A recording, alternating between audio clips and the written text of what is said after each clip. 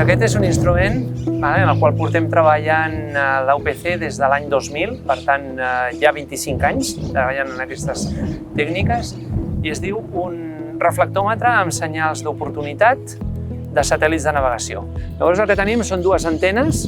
La primera antena capta el senyal directe dels satèl·lits i aquesta altra antena d'aquí, que té una polarització oposada a l'antena que mira cap amunt, capta el senyal dels satèl·lits una vegada s'ha reflectit sobre la superfície. Pot ser del terra, pot ser del mar o la neu. Llavors, comparant el nivell de potència que es rep entre el senyal directe i el senyal reflectit, podem obtenir una estimació del coeficient de reflexió del terreny.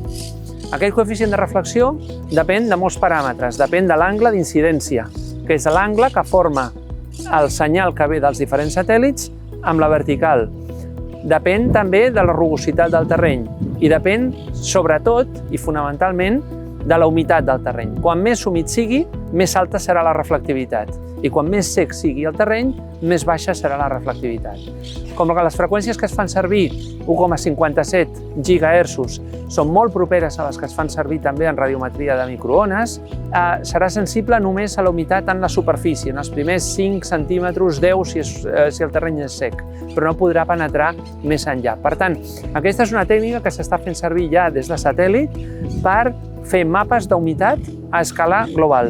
I no és només GPS, sinó també és el sistema europeu, Galileu, el rus, el GLONASS, i el xinès, el Beidou. Llavors, en aquesta pantalla d'aquí tenim en temps real el que es diu un skyplot, que és un mapa d'on estan els diferents satèl·lits de les diferents constel·lacions. Al costat de cada boleta tenim el nom del satèl·lit, la constel·lació i el número del satèl·lit dintre de la constel·lació.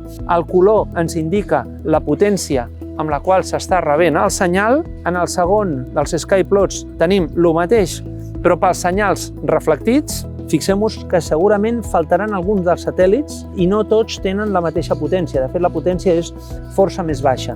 I en la tercera de les figures tenim per cadascun dels satèl·lits, en color blau, el senyal, la potència del senyal directe, en color vermell el senyal reflectit per tots els satèl·lits i aquí en color verd la reflectivitat, obtinguda com la diferència entre el valor de la barra vermella menys el valor de la barra verda. En algun cas es pot veure que inclús la potència del senyal reflectit és més alta que el directe. Això acostuma a passar en angles d'incidència molt baixos i quan hi ha hagut una reflexió en alguna estructura metàl·lica.